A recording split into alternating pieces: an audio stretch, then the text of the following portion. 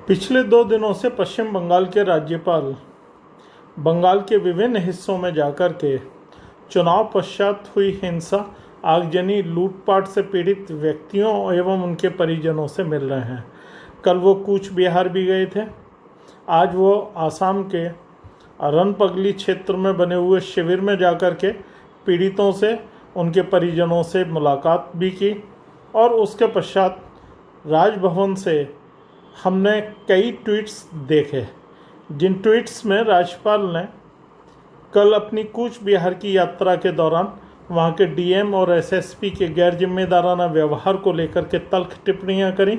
वहीं राज्य के मुख्यमंत्री को उन्होंने एक बार बड़े ही स्पष्ट शब्दों में एक सलाह भी दी कि राज्य में लोकतंत्र को बनाए रखने के लिए, नागरिकों की बेहतर सेवा के लिए तथा राज्य में कानून व्यवस्था लागू करने के लिए उनको टकराव का रास्ता छोड़ देना चाहिए। आज शाम को उनकी कल की यात्रा के बारे में भी जानकारी मिली कि कल वो हरिपुरा के कुछ क्षेत्रों में जाएंगे, जिनमें नंदीग्राम बाजार, टाउन क्लब, चिलग्राम विलेज, बंकिम मोरे और दक्षिण कंदमारी क्षेत्र में भी उनका जाना होगा। इस सारी चीज़ों में यह चीज़ स्पष्ट रूप से निकल के सामने आ रही है कि जिस तरह से यह स्थापित करने का प्रयास किया जा रहा था कि राज्य में हिंसा का जो बातें कही जा रही हैं, हिंसा की जो बातें कही जा रही हैं वो फेक हैं या किसी एक दल के द्वारा स्थापित करने का प्रयास किया जा रहा है।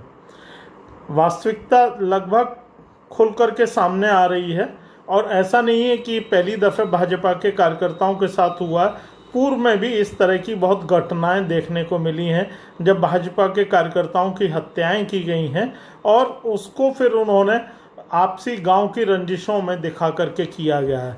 ये बहुत सरल है। जब एक राज्यपाल की गाड़ी को कल कूच बिहार के प्रवास के दौरान राज्यपाल ने खुद भी कहा कि एक समूह जिसमें 9-10 या कुछ व्यक्ति रहे होंगे, उन्हें किसी तरह का कोई भय नहीं था, पुलिस प्रशासन का कोई भय नहीं था। वो उनकी गाड़ी को रोकने की कोशिश कर रहे थे, उनके जाने में बाधा पैदा कर रहे थे और वो कहीं से भी भयभीत नहीं मालूम हो रहे थे।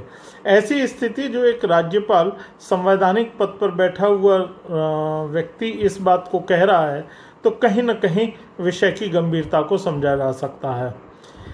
इन सारी चीज़ों के साथ साथ एक बात और देखना, पिछले 2 दिन से राज्यपाल द्वारा की जा रही इन यात्राओं को स्थानीय तथा राष्ट्रीय मीडिया ने वह कवरेज नहीं दिया जो दिया जाना चाहिए था।